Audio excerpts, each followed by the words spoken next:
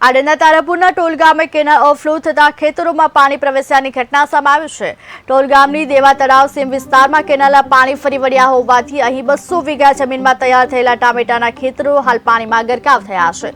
સાથે સાથે નવા વાવેલ મગ તથા મઠીના પાક પર પાણી ફરી વળતા ખેડૂતોના વાવેલ મૂંગા બિયારણો ફેલ થયા છે।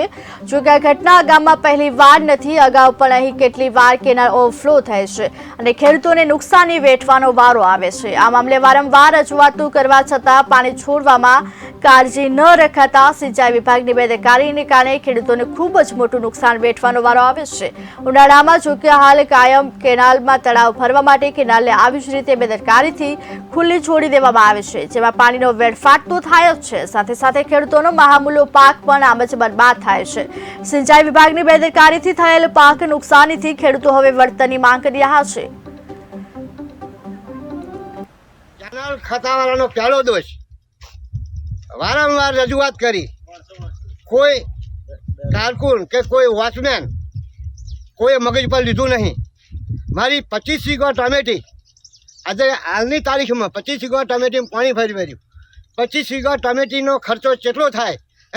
એક વીઘે મિનિમમ 40 થી 1000 રૂપિયા ખર્ચો લાગે છે। ત્યારે આ ટમેટી થાય છે, એને બજારમાં મૂકવા જઈએ તો અમારે એમાં ભાડા નાડા થાય છે। ખેતર માલિકનું ખેતર અમે વાંચે રાખેલું હોય છે, બરાબર? તો એને મારે વાંચ આપવાની।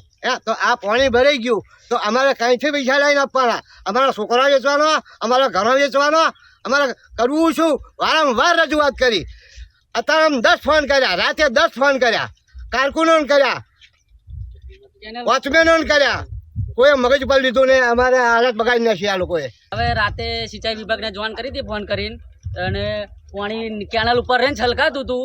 ફોન 2-3 કર્યા એ લોકોને, પછી એમને મગજ ઉપર લીધું નહીં। અને લગભગ મારે 3 વીઘો ટોમેટી છે, એ વીઘે 15000 રૂપિયા હોંચ કરી નક્કી છે। 3 વીઘોના 37000 રૂપિયા હોંચ આપવાની છે। અને ટામેટી ઉપર 1 ફૂટ પાણી છે કેનાલ છલકાવાથી। તો એ હજુ તો એક વારો પણ વ્યાન્યો નહીં ટોમેટોનો।